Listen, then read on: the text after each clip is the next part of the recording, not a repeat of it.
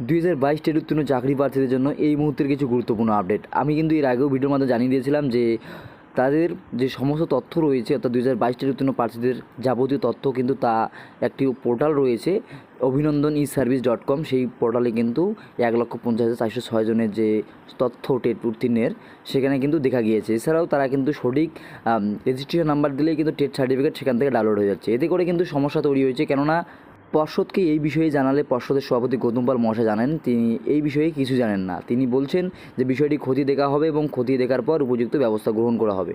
তবে ইতিমধ্যেই এই যে বড়সড় একটা জালিয়াতির কিন্তু আশঙ্কা করা যাচ্ছে এই ভুতুড়ে ওয়েবসাইট থেকে এই 2000 টেট উত্তীর্ণ প্রার্থীদের এই যে তথ্য, সেই তথ্যে দেখা গিয়েছে যে ডিএলএড এবং বিএড উভয় প্রার্থীদের নাম কিন্তু রয়েছে। এছাড়াও দেখা গিয়েছে বেশ কিছু প্রার্থী রয়েছেন যাদের কিনা বয়স 45 থেকে 51 বছর হয়ে গেলেও তারা কিন্তু টেট উত্তীর্ণের তালিকায় রয়েছেন।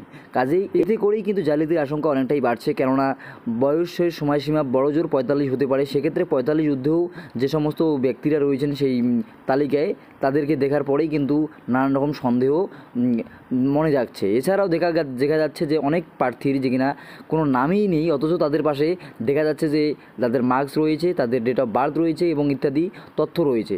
সেক্ষেত্রে সেই সমস্ত ব্যক্তিরা কারা?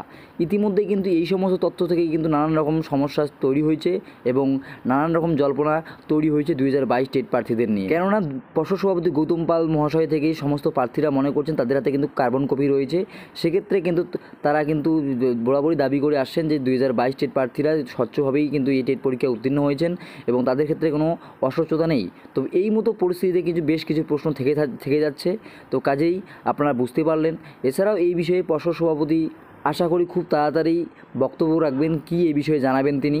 এছাড়াও নিয়োগ প্রক্রিয়া নিয়ে যে একটা দ্রুততা লক্ষ্য করা যাচ্ছিল, এতে করে কিন্তু একটা সমস্যা তৈরি হতে পারে। এখন দেখার বাকি থাকে যে পর্ষদ সভাপতি গৌতম পাল মহাশয় এই নিয়োগ সংক্রান্ত যে আপডেট তা কী দেন। তো ভিডিওটি ইনফরমেটিভ মনে হলে অবশ্যই লাইক করে দেবেন এবং শেয়ার করে সবাইকে জানিয়ে দেবেন। ধন্যবাদ।